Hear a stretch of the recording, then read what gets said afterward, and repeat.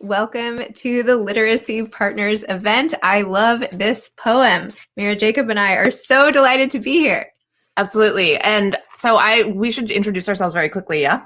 I'm with Zibby Owens, who is the author of Moms Don't Have Time To. She's also the host of the incredible podcast, Moms Don't Have Time to Read, which feels to me like a very great sentence to start a podcast with, frankly. Thank you for acknowledging. It's all for you. Yeah, thank you. It's my pleasure.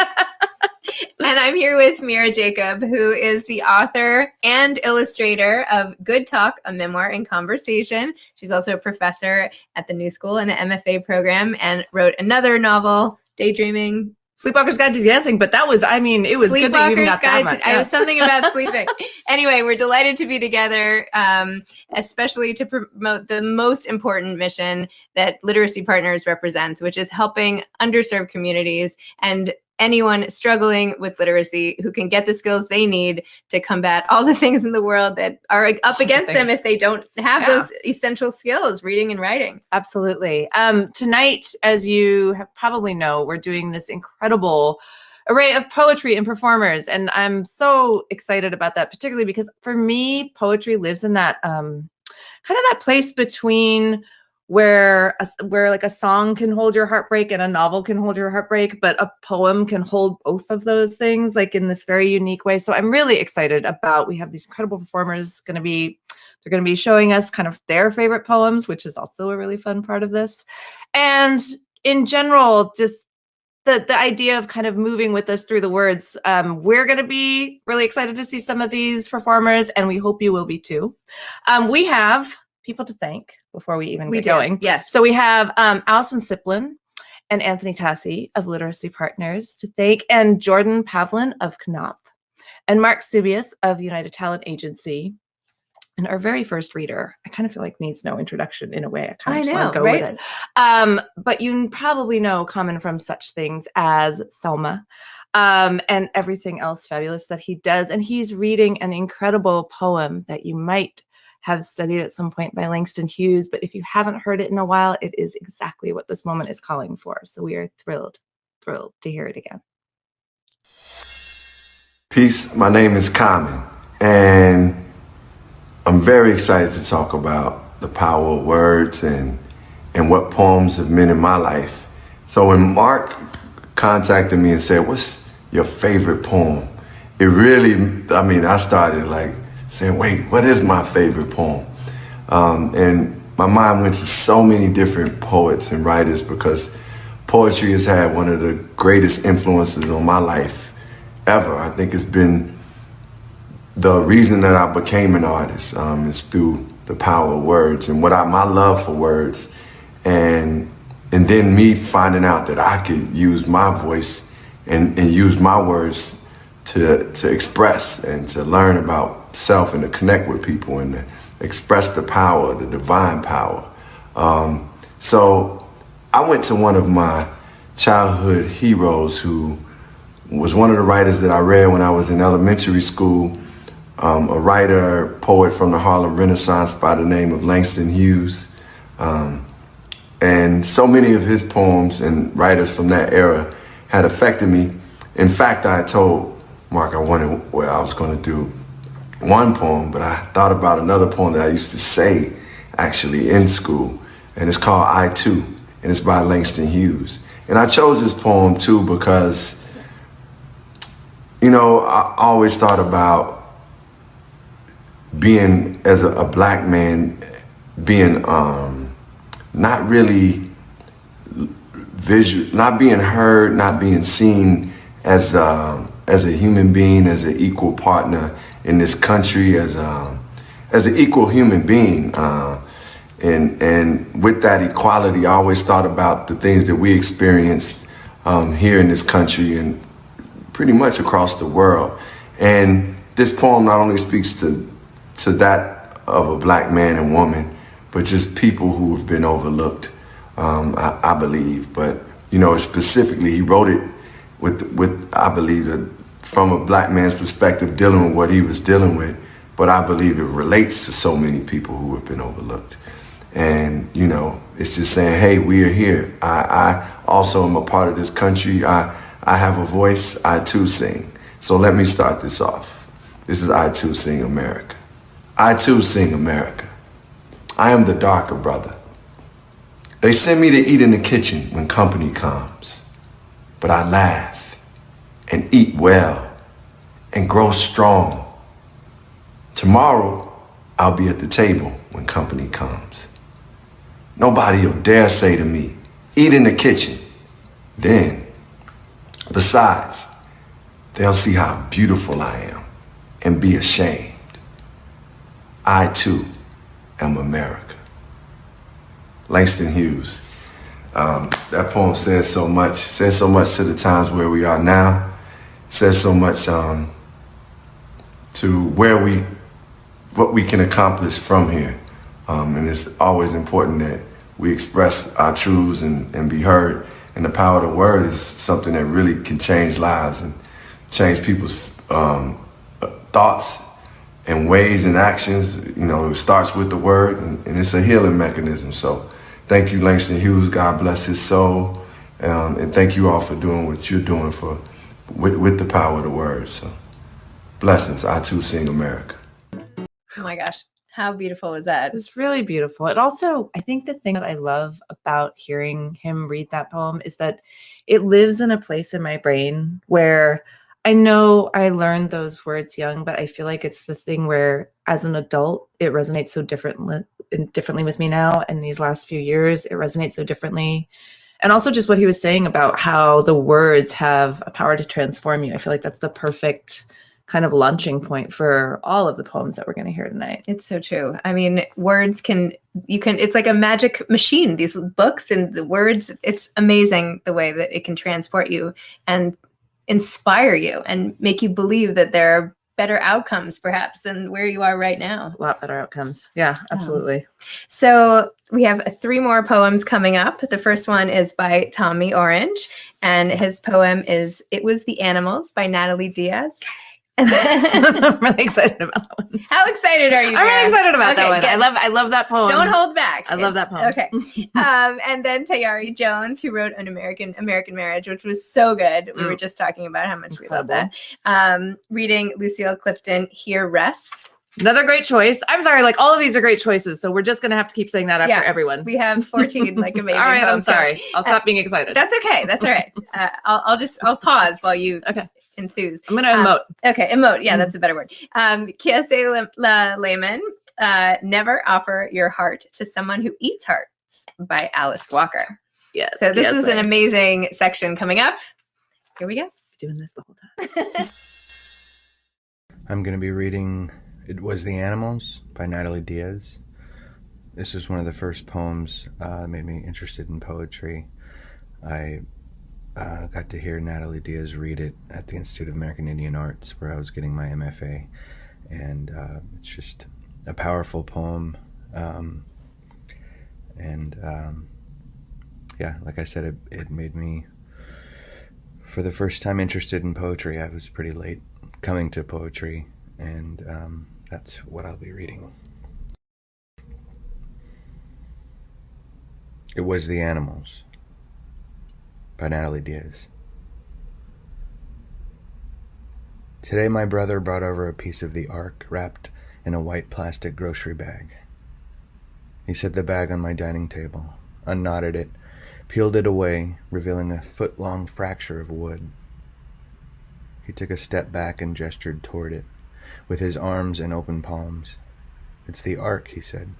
You mean Noah's Ark, I asked. What other Ark is there, he answered. Read the inscription, he told me. It tells what's going to happen at the end. What end, I wanted to know. He laughed. What do you mean, what end? The end? Then he lifted it out. The plastic bag rattled. His fingers were silkened by pipe blisters. He held the jagged piece of wood so gently. I had forgotten my brother could be gentle. He set it on the table the way people on television set things when they're afraid those things might blow up or go off. He set it right next to my empty coffee cup. It was no arc. It was the broken end of a picture frame, the floral design carved into its surface. He put his head in his hands. I shouldn't show you this. God, why did I show her this? It's ancient. Oh, God, this is so old. Fine, I gave in. Where did you get it? The girl, he said. Oh, the girl. What girl, I asked. You'll wish you never knew, he told me. I watched him drag his wrecked fingers over the chipped flowerwork of the wood. You should read it, but oh, you can't take it, no matter how many books you've read. He was wrong. I could take the arc. I could even take his marvelously fucked fingers, the way they almost glittered. It was the animals I could not take. They came up the walkway into my house, cracked the door frame with their hooves and hips, marched past me into my kitchen, into my brother, tails snaking across my feet before disappearing like retracting vacuum cords into the hollows of my brother's clavicles, tusks scraping the walls.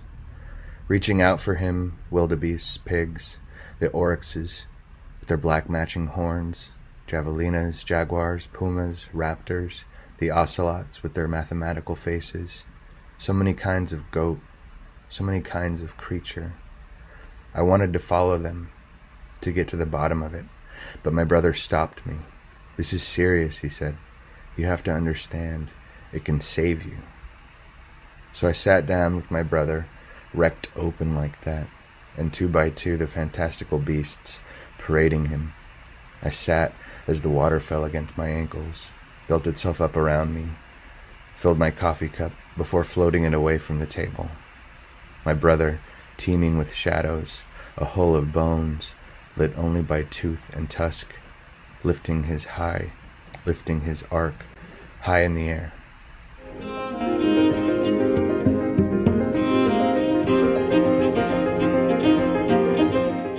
The poem I would like to share is called Here Rests by Lucille Clifton. It is an elegy, and as you would expect in a poem of remembrance of the dead, it is filled with love, memory, compassion. But it's also a challenging poem. It challenges the reader, or shall we say the listener, to think about love, to think about family, to think about legacy, and maybe even to rethink the idea of heaven itself. Here rest my sister Josephine, born July in 29 and dead these 15 years, who carried a book on every stroll. When Daddy was dying, she left the streets and moved back home to tend him. Her pimp came too, her Diamond Dick, and they would take turns reading a Bible aloud through the house. When you poem this, and you will, she would say, remember the book of Job. Happy birthday and hope to you, Josephine, one of the East's most wanted. May heaven be filled with literate men, and may they bed you with respect.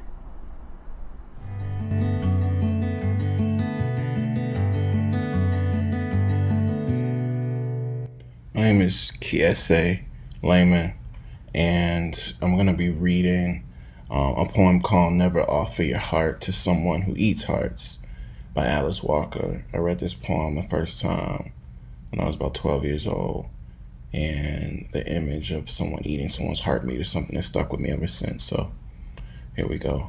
Never offer your heart to someone who eats hearts by Alice Walker.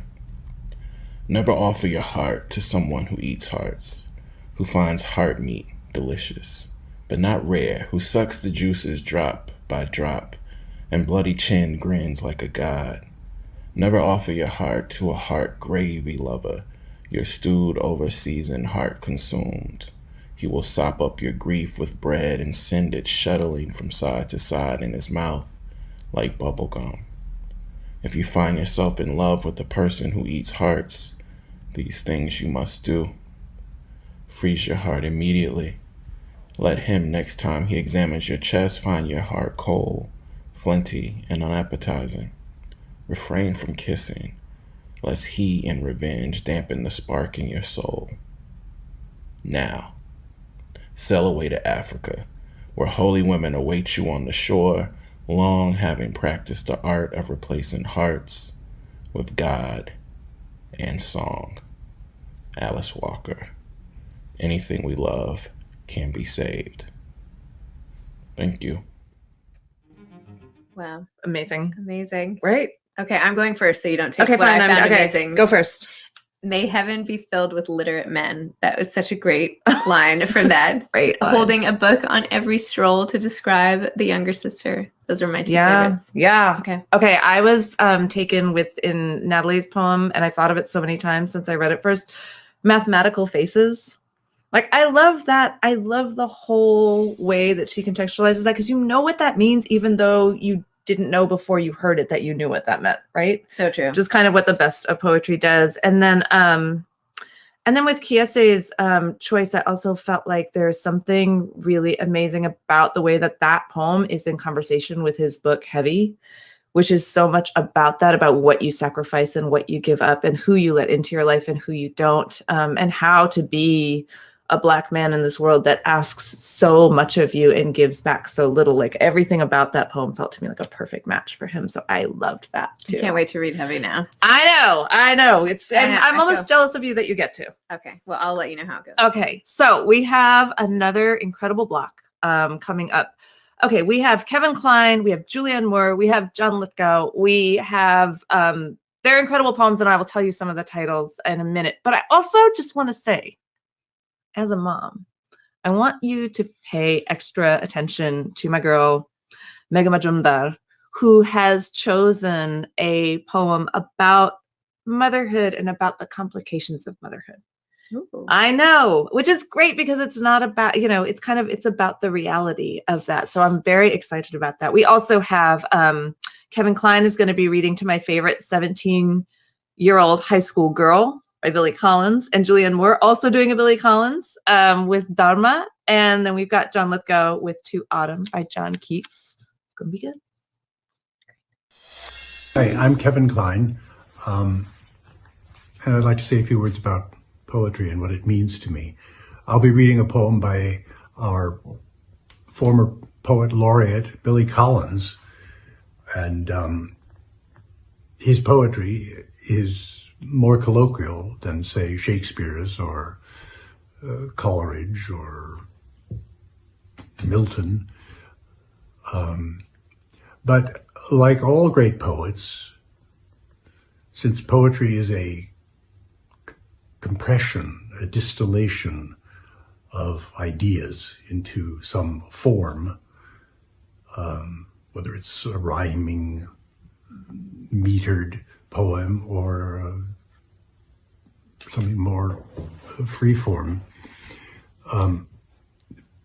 Billy Collins is always witty and sort of sneaks little profound things that he's noticed about life into seemingly casual poems. But there's a form to it, and it's poetry as much as Lord Byron or Keats or any of those guys. It's just a different, it's more like jazz than Bach or Beethoven. Anyway, it's poetry. I hope you enjoy it. Here's a poem by Billy Collins called To My Favorite 17-Year-Old High School Girl. Do you realize that if you had started building the Parthenon on the day you were born, you would be all done in only one more year? Of course, you couldn't have done it alone, so never mind. You're fine just as you are. You're loved just for being yourself. But did you know that at your age, Judy Garland was pulling down $150,000 a picture? Joan of Arc was leading the French army to victory, and Blaise Pascal had cleaned up his room? No, wait, I mean he had invented the calculator. Of course, there will be time for all that later in your life, after you come out of your room and begin to blossom, or at least pick up all your socks. For some reason, I keep remembering that Lady Jane Grey was Queen of England when she was only 15. But then she was beheaded, so never mind her as a role model. A few centuries later, when he was your age, Franz Schubert was doing the dishes for his family. But that didn't keep him from composing 2 symphonies, 4 operas, and 2 complete masses as a youngster. But of course that was in Austria, at the height of romantic lyricism, not here in the suburbs of Cleveland. Frankly, who cares if Annie Oakley was a crack shot at 15, or if Maria Callas debuted as Tosca at 17? We think you are special just being you, playing with your food and staring into space. By the way, I lied about Schubert doing the dishes, but that doesn't mean he never helped around the house.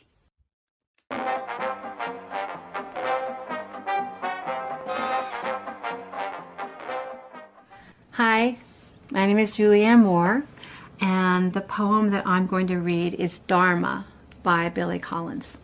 And I'm not much of a poetry person, but this one really was meaningful to me because when our dog died, our 13-year-old dog died, our vet, the vet that had been taking care of her for the last year of her life, sent this to us. And it's a beautiful poem, and it always makes me think of our dog, Cherry.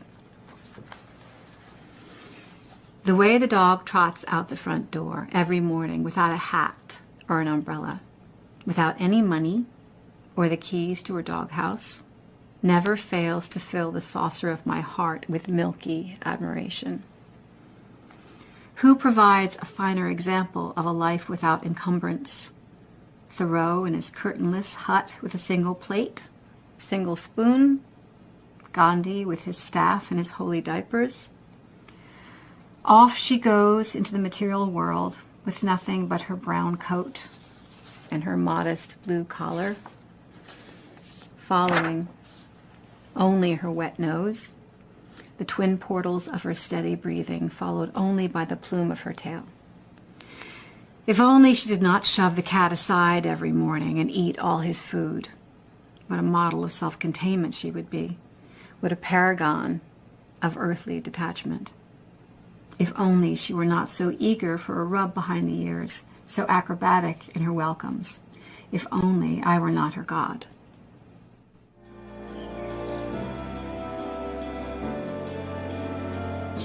Hi, my name is Megha Majumdar, and I'm excited to read a poem by the Bengali poet and Nobel laureate Rabindranath Tagore. This poem is called, well, in the English translation, it's called I Cannot Remember My Mother, and this translation is by Shishu Bholanath. I really love this poem because it's about the love between a mother and child, and the gentleness and sentiment and pathos in this poem are so incredibly moving, and it does the child's perspective so beautifully. So here it is. I cannot remember my mother. I cannot remember my mother, only sometimes in the midst of my play, a tune seems to hover over my playthings, the tune of some song that she used to hum while rocking my cradle. I cannot remember my mother, but when in the early autumn morning, the smell of the shuli flowers floats in the air, the scent of the morning service in the temple comes to me as the scent of my mother. I cannot remember my mother, only when from my bedroom window I sent my eyes into the blue of the distant sky. I feel that the stillness of my mother's gaze on my face has spread all over the sky.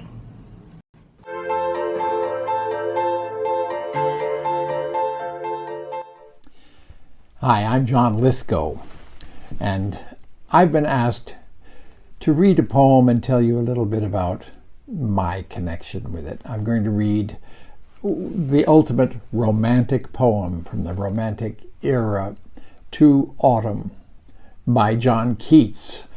I read it because it was one of my first favorite poems. I think in my first or second year of college I read this. It's the first poem that I ever took the time to memorize, right after I read it. It was written by Keats, a poet who died at the age of 25, and yet it's about growing old, in my mind. It's about reaching a literally ripe old age, the way the year ripens as it goes from spring to summer to autumn. The beautiful thing about it is just the way he just brings autumn to life in so many little details, but also in the second stanza, he turns autumn into an actual person and personifies that time of year. I just remember being captivated at that idea of a poem about old age and maturity written by a very young man. And of course, I've gone back to have a look at this when I was asked to read this, and I'm an old man now, so it means something different to me now than it did back then. Listen to Autumn by John Keats. Season of mists and mellow fruitfulness, close bosom friend of the maturing sun, conspiring with him how to load and bless with fruit the vines that round the thatch eaves run, to bend with apples the mossed cottage trees, and fill all fruit with ripeness to the core, to swell the gourd and plump the hazel shells with a sweet kernel, to set budding more and still more later flowers for the bees, until they think warm days will never cease, for summer has o'erbrimmed their clammy cells. Who hath not seen thee oft amid thy store? Sometimes whoever seeks abroad may find thee sitting careless on a granary floor, thy hair soft lifted by the winnowing wind, or on a half-reaped furrow sound asleep, drowsed with the fume of poppies, while thy hook spares the next swath and all its twined flowers. And sometimes, like a gleaner, thou dost keep steady thy laden head across a brook, or by a cider press, with patient look thou watchest the last oozings, hours by hours. Where are the songs of spring? Aye, where are they? Think not of them. Thou hast thy music too. While barred clouds bloom the soft dying day, and touch the stubble plains with rosy hue, then in a wailful choir the small gnats mourn among the river sallows, borne aloft or sinking as the light wind lives or dies. And full-grown lambs loud bleat from hilly bourne, hedge crickets sing, and now with treble soft the red-breast whistles from a garden croft, and gathering swallows twitter in the skies. To Autumn by John Keats. Can we talk about the humor in the Billy Collins poem? Because you and I were, as we were hysterically laughing, just weeping with laughter in that 17-year-old girl. Also, just understanding all the funny kind of parenting barbs in it. Yes. Like, I love you, but you're not this. You're not this. I wish I could say it as cleverly when I'm trying to get my kids to do something. I'm going to have to print this poem out, or maybe just have them watch the Kevin Kline, because he did it so brilliantly himself. I mean, but do you really want to say that to your kid? I mean, I think the thing that was also, as I was hearing it, I was going into my into my 17-year-old spine curl of like, I am not. Anyway. Well, I mean, they could at least make their beds or something. Exactly. Yeah. So who do we have coming up next? By the way, Julianne Moore saying she wasn't a poetry person. I mean, do you have to be a poetry person? Poems are just gorgeous, beautiful little slices of life. How can you not be a poetry person? I don't think that's a thing. I feel like when people say that, what they mean is, I don't know if I'm allowed to like this as much as I like it. Do you know what I'm saying? Like, it's sort of like, I'm not studied in this. I just like it. I feel like that's what they kind of mean by that. Yeah, like they're not educated enough in poetry. But then it's also like nobody needs, like, it's just speaking to you. It's like you're allowed to just be spoken to. Yeah. Yeah. So I forgive her. It's okay, Julianne. It's all right. Next we have Liev Schreiber, the actor, who is the star of Ray Donovan, which is, I think, my mother's favorite show. But anyway, whatever that means. Is it really? Yeah. All right. I don't know. I never have seen it, probably Amazing. because of that. But anyway, he is reading Tomorrow and Tomorrow and Tomorrow from Shakespeare's Macbeth.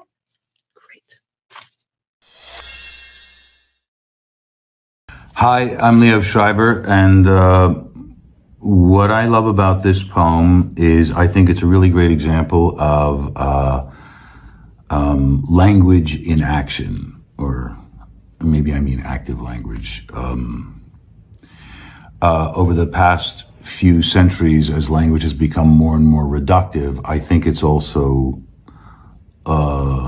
maybe lost a certain muscularity and dexterity that you can really only find in verse. The modern idea about acting, for the most part, I think, is that actors create character and then sort of borrow language to express themselves. And what I love about verse is the idea that everything that you need to create a character, thought, action, language, objective, intention, tempo, breath, is built into the form and structure of the language, that really all you need is contained in the form and structure of those words, which makes our job a lot easier. I think in particular in this speech, Shakespeare's use of repetition and meter to express the futility and brevity of life as Macbeth perceives it, having just found out that his wife has died, is one of the things I love about it. As you probably guessed, this isn't technically a poem. It's actually a soliloquy from Act 5, Scene 5 of William Shakespeare's Macbeth. So if you know the words, sing along.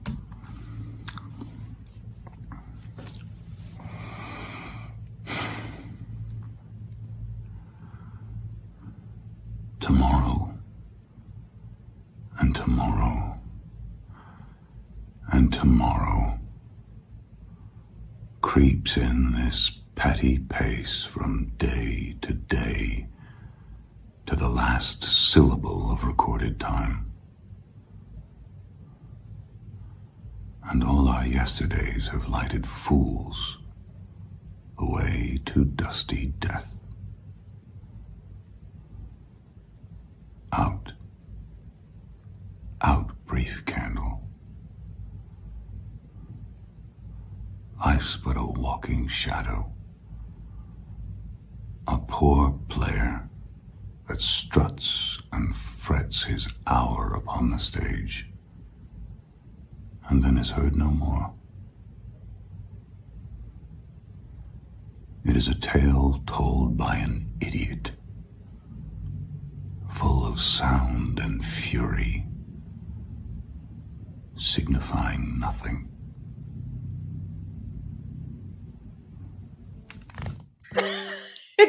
Whoa. Yes. What are you going to do with that? That's so intense.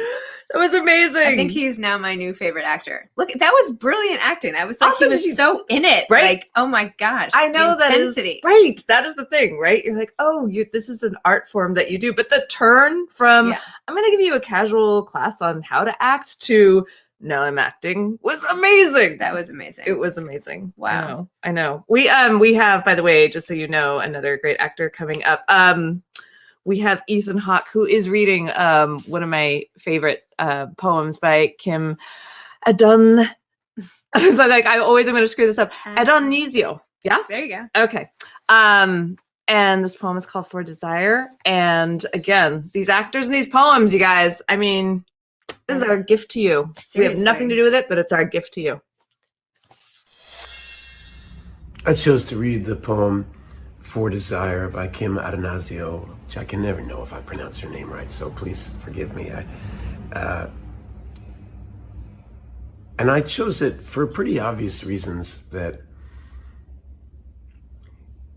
you know, the world has this desire to make everything really, really simple. And poetry has the ability to see things as they are, which is so multidimensional, and opposites have unity, and nothing makes sense and everything makes sense. And somehow, you know, give me the strongest cheese, the one that stinks best. Makes a lot of sense to me. Hello, my name is Ethan Hawke, and I'm going to read to you one of my favorite poems of all time. It is by Kim Adanazio, and it is called For Desire. Give me the strongest cheese, the one that stinks best, and I want the good wine, the swirl and crystal, surrendering the bruised scent of blackberries or cherries, the rich spurt in the back of the throat, the holding it there before swallowing. Give me the lover who yanks open the door of his house and presses me to the wall in the dim hallway and keeps me there until I'm drenched and shaking, whose kisses arrive by the boatload and begin their delicious diaspora through the cities and small towns of my body. To hell with the saints, with martyrs of my childhood meant to instruct me in the power of endurance and faith. To hell with the next world and its pallid angels, swooning and sighing like Victorian girls. I want this world. I want to walk into the ocean and feel it trying to drag me along like I'm nothing but a broken bit of scratched glass, and I want to resist it.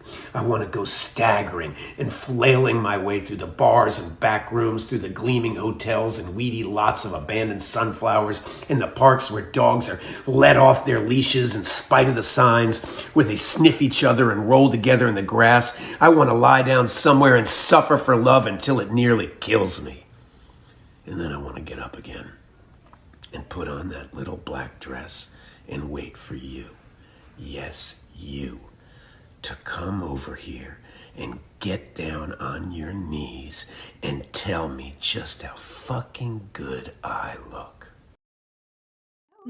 I literally had goosebumps with that. I loved how he filmed it. I loved how he said it. Like like just when he's quiet and then he's louder, and oh my gosh, the black dress, the diaspora through your body, the dogs. My gosh.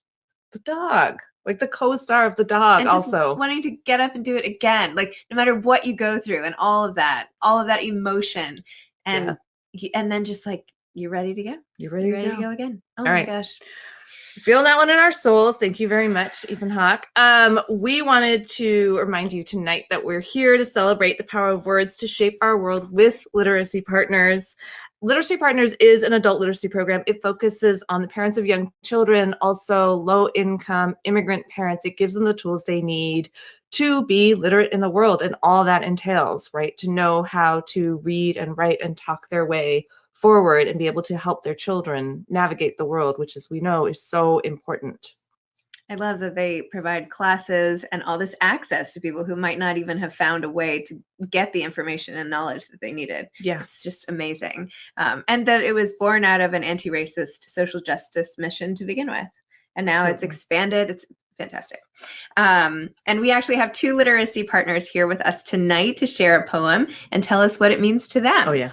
The first is Angie Ventura, who's part of the Literacy Partners College Transition Program, helping young moms finish up their high school education and transition into college. And she will be reading The Unglam Mom by Fiona Lim. My name is Angie. I am reading the poem The Unglam Mom by Fiona Lim. I read this poem a while back and it just really resonated with me. The Unglam Mom by Fiona Lim. How many days I feel so spent, exhausted, run down, till I wonder if it's worth it all. There goes my work goals, routines, days of dressing up pretty and nice. Words like carefree, solo, single are yesterday vocabulary. Shopping, gatherings, late night outs are yesterday's pastimes. Now look at me, plain, boring, nondescript dressing, gone with the high heels and makeup, in with flat pumps and BB cream. A quick haircut requires an arrangement. I do feel unglam and quite uncertain. Today I'm not slim or in trend as before. But you see, I have a baby to care for. He takes up my days and nights. He really is a 24/7 chore. He takes away order and creates mess. He awakens me to wonder and inner strength. He introduces me to minimalistics and sacrifices. He tests me in patience, prayer, and play. He brings with him laughter and joy. So now I see my baby is transforming into a toddler. The initial months rolling by fast. Some days are much tougher and I may have been weak and broken down, but there are many good days where it is beyond words to be a mom. I may not be a glam mom now. I may not be all chic and confident, but I am giving my best shot at mom now. And I do have my baby to love and care for. He truly fills up my days and nights. I want to thank you guys for giving me like such an amazing opportunity to share like this poem that I feel like every mom needs to hear, especially young moms. Like, it's okay for you not to always look fabulous. It's okay when you're tired. It's okay that sometimes you're not a good mom. It's okay that there's some days that you're the best mom, but it's some days that you don't want to get up. I just want that positivity to be spread around. Like, I want everybody to understand that. And not only moms, like everybody else that like we have as our support system to understand that also, because like our support system sometimes don't notice that they're the ones that are causing extra, you know, because saying things like, oh, like you don't have your hair done, or like, well, you don't take care of yourself no more. Like I've noticed that, you know, I've noticed that, but you adding instead of, hey, you know, what can I do to help you and understand you? And so I feel like everybody, not only to young moms, but everybody needs to understand that it's okay for moms not to be okay sometimes. And you guys have helped me send my message. So thank you guys for this opportunity. I feel like if I had a yearbook page to fill out, you know, like back in the day, you had to pick quotes. Yeah. And all I feel like that would be on the yearbook page of my life right now. Yeah. That is how I feel. That like the fact that like Angie and I, who I've never met, can connect so much through the power of those words. Yeah. Like that, it's just amazing. I felt like I could have been saying that.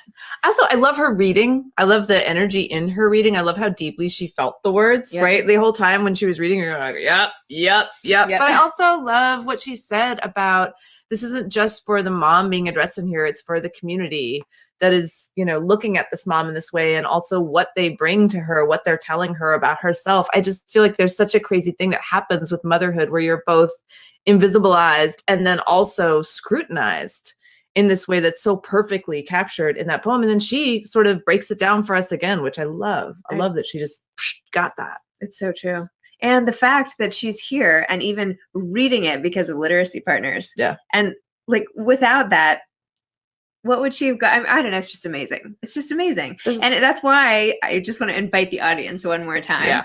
if I may, You may. to support literacy partners and all the great, amazing work they're doing so that women like Angie can get the education and the literacy skills that they need to read poems, to feel understood, to know they're not alone, which is, something that both of us, I feel like, aspire so much to do with other moms and in all of our work and everything. So it's just super, super important. So there's a link in the description. There should be a link underneath when you're watching on YouTube or Facebook or anywhere you're watching. So, or go to Literacy Partners website and make sure to donate and help people like Angie. And you'll be meeting more people after this. And now we have another video. Which is Cleo Wade, who I adore, who is going to be reading this poem that actually feels like it was sort of handwritten for Angie, and also by Angie, I feel like, by extension, by for us. But this beautiful poem that sort of contextualizes all of this.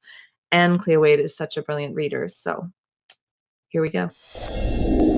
Hi, this is Cleo Wade, and I am going to be reading from Heart Talk. This is a poem called "The Time Has Always Been Now."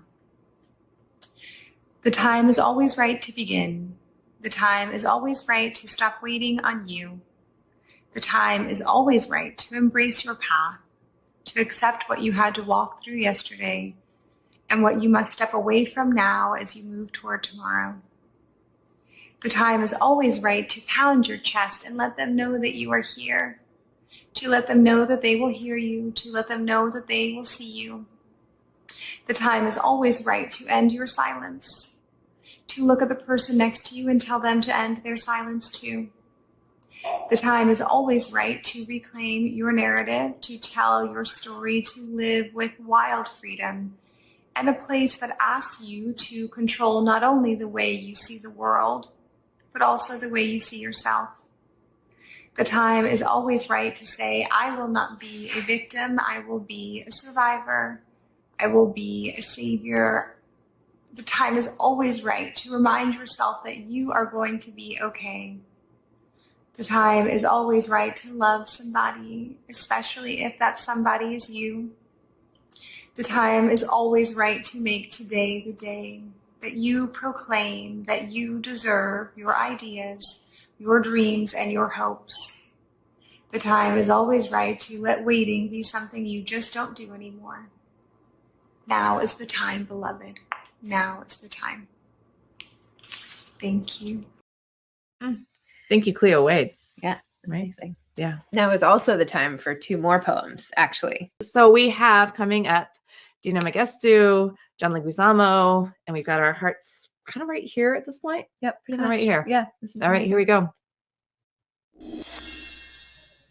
Hi, my name is Dinaw Mengestu, and I'm going to read a small section from Adrian Rich's poem, An Atlas of the Difficult World. And I chose this particular section of that poem probably because I think the first time I had read it, I was in college. And I remember reading it then and thinking that this was one of the first poems that convinced me that language could do more than just describe the world. It's one of the first poems that showed me that language could actively seek to change the world around us. And that language and poetry in particular could do so when it was written with care and consideration, when it was written with intelligence, and, as is in the case with this poem, a fierce conviction that more was and always should be possible. I know you are reading this poem late, before leaving your office, of the one intense yellow lamp spot, with a darkening window in the lassitude of a building faded to quiet, long after rush hour. I know you are reading this poem standing up in a bookstore far from the ocean, on a gray day of early spring, faint flakes driven across the plain's enormous spaces around you. I know you are reading this poem in a room where too much has happened for you to bear, where the bedclothes lie in stagnant coils on the bed and the open valise speaks of flight, but you cannot leave yet. I know you are reading this poem as the underground train loses momentum and before running up the stairs toward a new kind of love your life has never allowed. I know you are reading this poem by the light of the television screen, where soundless images jerk and slide while you wait for the newscast from the Intifada. I know you are reading this poem in a waiting room of eyes met and unmeeting, of identity with strangers. I know you are reading this poem by fluorescent light in the boredom and fatigue of the young who are counted out, count themselves out at too early an age. I know you are reading this poem through your failing sight, the thick lenses enlarging these letters beyond all meaning, yet you read on, because even the alphabet is precious. I know you are reading this poem as you pace beside the stove, warming milk, a crying child on your shoulder, a book in your hand, because life is short and you too are thirsty. I know you are reading this poem, which is not in your language, guessing at some words while others keep you reading.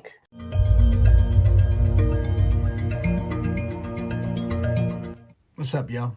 I'm John Leguizamo reading I Am Joaquin, Yo Soy Joaquin, written by Rodolfo Corky Gonzalez, a Chicano activist from Denver, Colorado in 1967. He had a brief career as a professional boxer, and then Gonzalez became a leading figure in the Chicano civil rights movement in the 60s. In the poem, Joaquin, is the narrator, speaks of the historical triumphs, struggles, and inherent contradictions experienced by Mexicans and Mexican Americans and all of us Latinx. This poem basically sums up all my internal struggles and gives them a voice, and I feel heard. So I dedicate this poem to all the younger generation of Latinx in America who struggle. Yo soy Joaquin. I am Cuauhtemoc, proud and noble leader of men, king of an empire, civilized beyond the dreams of the Gachupin Cortez, who is also the blood, the image of myself. I was part in blood and spirit of that courageous village priest, Hidalgo, who rang the bell of independence and gave out the lasting cry, El grito de Dolores, que mueran los Gachupines, y que viva la Virgen de Guadalupe. I sentenced him, who was me. I excommunicated him, my blood. I am Joaquin. I rode with Pancho Villa, crude and warm, a tornado of full strength, nurtured and inspired by the passion and the fire of all his earthy people. I ride with revolutionists against myself. I have been the bloody revolution, the victor, the vanquished. I have killed and been killed. I am the despots Diaz and Huerta and the apostle of democracy Francisco Madero. I rode east and north as far as the Rocky Mountains, and all men feared the guns of Joaquin Murrieta.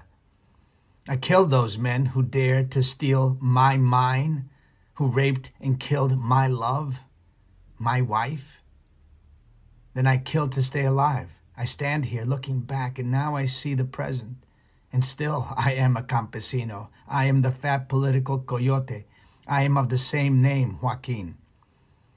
In a country that has wiped out all my history, stifled all my pride, in a country that has placed a different weight of indignity upon my age-old burdened back, inferiority is the new load.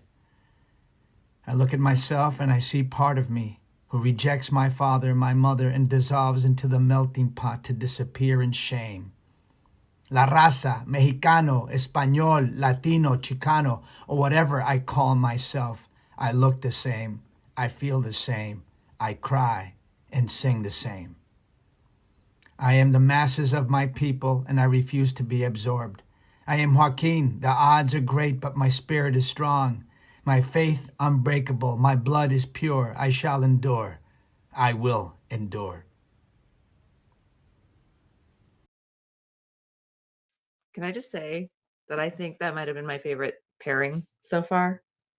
The pivot from those two poems, I am the masses of my people, I refuse to be absorbed, with that, and then Dinaw's that idea of what he was talking about before, language can change the world when it's done with care. I feel like the lock between those two poems is so strong for me. The relationship between those felt really kind of just amazing. Amazing. Well said. I totally agree. Okay. Both so powerful. Language can change the world around us. I just loved that. I mean, it's true. I mean, there's not anyway. And I cry and sing the same. I mean, it's just like all these little lines. Yeah. They just like stick with you. They sneak in and then they're in your heart. Yep. Yep. In your heart. Anyway. Totally. All right. So now we have a second literacy partner student reader named Monica Bunay. Monica is a student in the Literacy Partners English for Parents program that helps immigrant moms learn the English they need to make their way in America while also helping them promote their children's early learning, social emotional growth, and school readiness. Yeah. Okay, as the daughter of immigrant parents, which I very much am, I'll just say they bring so much to the table. They're learners, they're agents of change in their communities. They are the people who guide us through this country, kind of picking up as they go and figuring it out as they go, which I think is one of the best things about having an immigrant parent, is that kind of resilience and the way in which nothing is taken for granted. So this is Monica's first time doing a poetry reading. It is her world premiere here on YouTube tonight with all of you and us. And so we are really happy to have her do this. We're really proud to be in community with her. Let's do this. Hola, mi nombre es Mónica. Voy a leer un poema, soneto 17, de Pablo Neruda. I love you without knowing how, or when, or from where. I love you directly, without problems or pride. I love you like this because I don't know any other way to love, except in this form in which I am not or nor are you. So close that your hand up my chest in mine, is mine. So close that your eyes close with my dreams. Es como representando para mí el amor de mis hijos, que no sabemos ni dónde, ni cuándo, no estamos preparados, pero lo único que sabemos es que es un amor verdadero. Eso me representa para mí. I love that. The true love of a mom. Yeah. So universal, so amazing. Yeah. That was beautiful. And the way she read it, really beautiful. Oh. And we only have one last poem. So before we go to this poem, we wanted to thank you for spending this hour with us tonight. And there were so many highlights. I don't even know how I could pick one. I feel like Kevin Kline's humor for the Billy Collins poem might have been one of my favorites. But there were just so many amazing, amazing moments. So thank you to all of you for supporting Literacy Partners in any way you can. You've met two of the amazing students tonight, and there are many more parents just like Angie and Monica who are ready to learn English, ready to take their reading and writing to the next level. So let's help more parents. Let's help more people and parents enroll into the program where they can discover the gift of poetry and claim their voice. Okay. So we have come now. Yes, we have. To our final poem. It is a good one. It is a great one. We're going to leave you with the incomparable Danai Gurira. And I'm not going to say anything about that other than to say thank you so much for spending this night with us, for being in these poems with us. And we're going to take you out on a banger. Thanks, Mira. My name is Danai Gurira, and I am really happy to participate in this. I love poetry. I love what it accomplishes with such an economy of words, the power that it can evoke in us all, and the resonance that it can create. So I'm very excited to celebrate the astounding Ms. Maya Angelou today, who I still lean on a great deal as a Black woman for the amazing legacy she left, the source of power and triumph that she is for Black women today, what she accomplished in the lifetime that she lived, and how fully she expressed her gifts. So I am going to share one of her classics that I know we all know, but it is one that never loses its power and its resonance and its relevance. It's Still I Rise. You may write me down in history with your bitter, twisted lies. You may trod me in the very dirt, but still, like dust, I rise. Does my sassiness upset you? Why are you beset with gloom? 'Cause I walk like I've got oil wells pumping in my living room? just like moons and like the suns, with the certainty of tides, just like hope springing high, still I rise. Did you want to see me broken? Bowed head and lowered eyes, shoulders falling like teardrops, weakened by my soulful cries. Does my haughtiness offend you?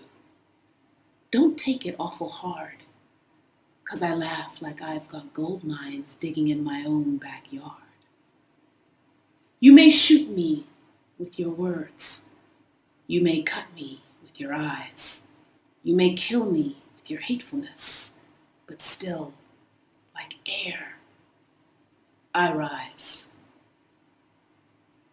Does my sexiness upset you? Does it come as a surprise that I dance like I've got diamonds at the meeting of my thighs? Out of the huts of history's shame, I rise, up from a past that's rooted in pain. I rise. I'm a black ocean, leaping and wide, welling and swelling. I bear in the tide, leaving behind nights of terror and fear. I rise into a daybreak that's wondrously clear. I rise, bringing the gifts that my ancestors gave. I am the dream and the hope of the slave. I rise. I rise. I rise.